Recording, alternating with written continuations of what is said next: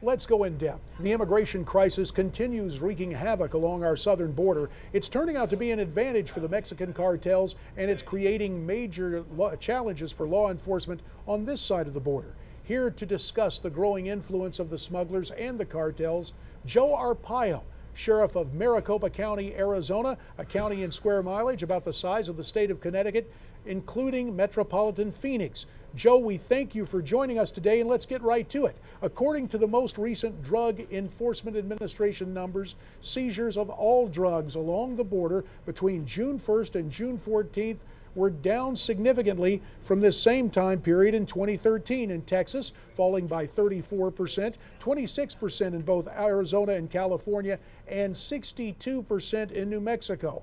Are these facts just a coincidence, or have smugglers figured out how to take advantage of this crisis of illegal immigrants pouring across our border?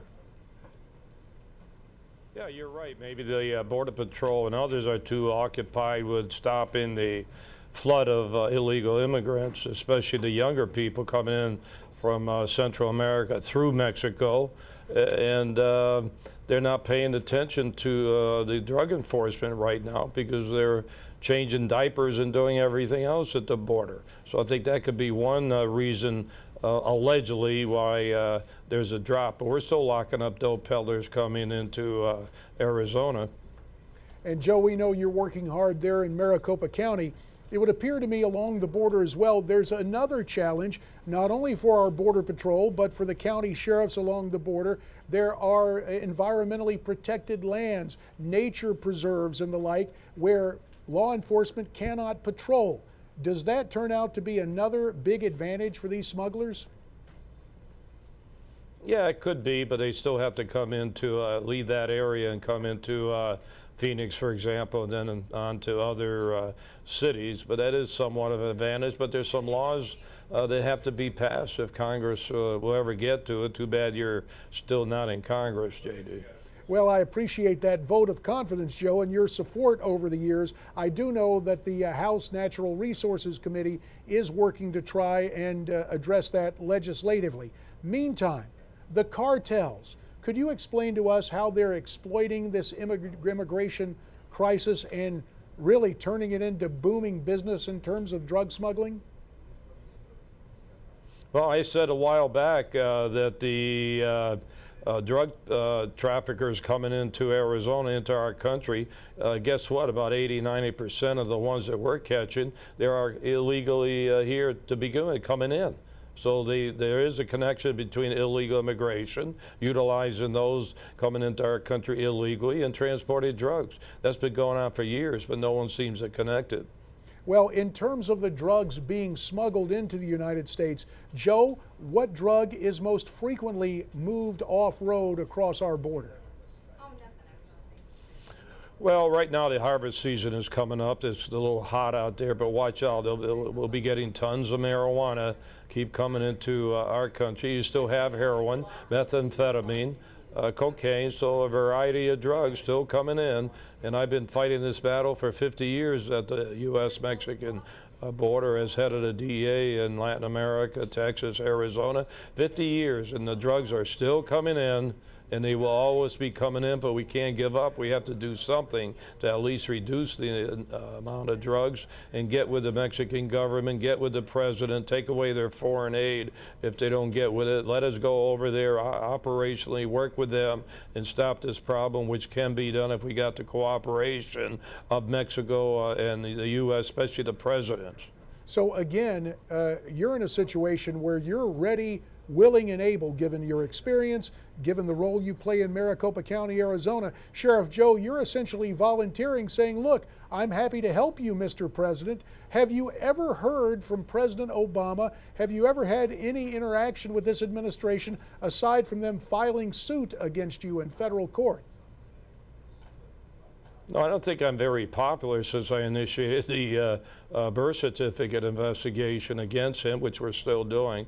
That hasn't gone away, so I'm not one of his favorite guys. He's sure not going to send me Christmas card, but he knows who I am. Holder knows who I am. They're still going after me, but that doesn't keep me from doing my job. I'm going to keep it. I'm an elected official, and I serve the people. I don't serve the president, the governor, or anybody else. So I report to the people, JD. You know that, and I'm going to do the best I can with my 55 years of law enforcement experience and keep moving along. Joe, last week, Texas Governor Rick Perry announced that he was activating 1,000 National Guard troops in response to the border crisis in his state, and especially what's going on in the Rio Grande Valley. Joe, do you believe activating the Guard in Texas is going to help the situation there?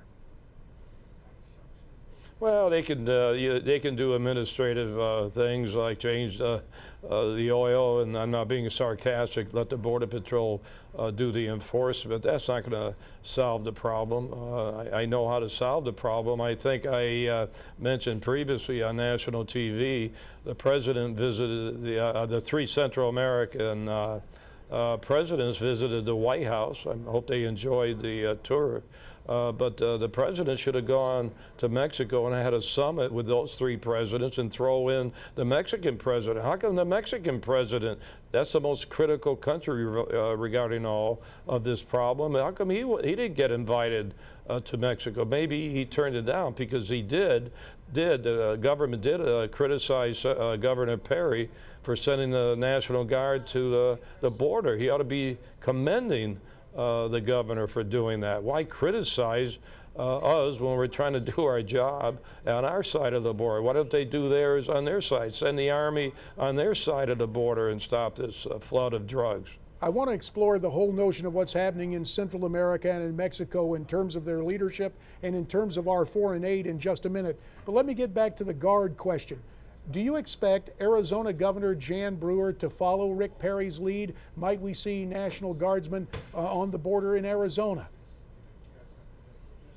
I doubt it. I'm not going to get into politics. All these people are running for governor have come to me for my endorsement. So maybe what I say may be important. Maybe they agree with it. But I don't think she's going to do that. You know, she's leaving office in January. We'll get a new governor. They all are promising to close the border and everything else. You know, it's the same rhetoric, but that's politics.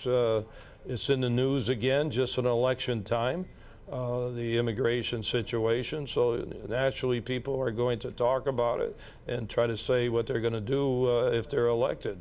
That's the nature, you know, but I have my opinion how to solve it. Nobody wants to listen to me. That's okay. I'm not the governor, I'm not the president, but I'll tell you one thing. I'm going to do what I can do as the elected sheriff, and I think I've been doing my office pretty good. That's why everybody is zeroing in on me, but that's all right, too.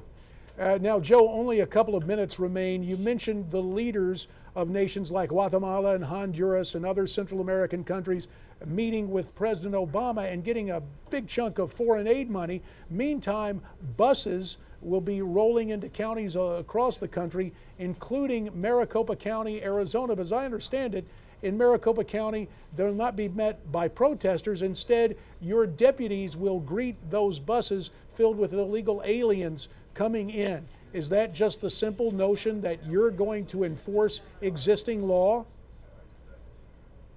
Well, if there's violations of the law, you know, they try to take the enforcement of illegal immigration against me to courts and the government, but I still enforce all the laws, and if they're violating any state law, they're going to have trouble. They're going to jail. If they happen to be here illegally, okay. But I'll tell you one thing, just briefly, 4,000 people we checked in our jails recently for all crimes.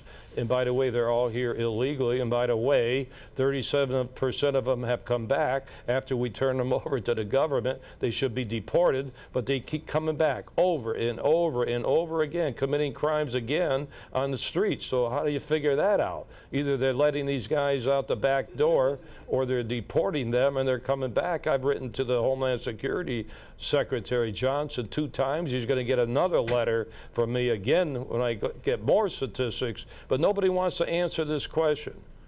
So you can understand what's going on with the kids coming over. They want to check them out.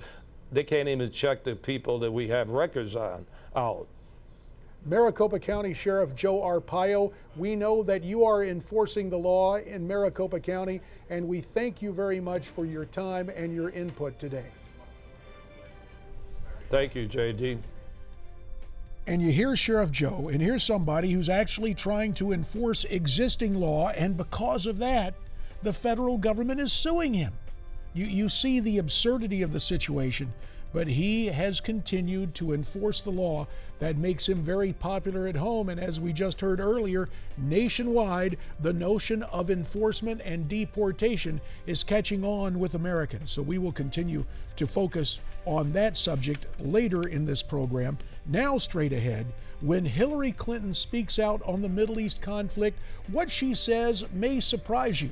We'll talk with Abe Foxman from the Anti-Defamation League when we come back. It's America's Forum on Newsmax TV for this Wednesday. Stay with us.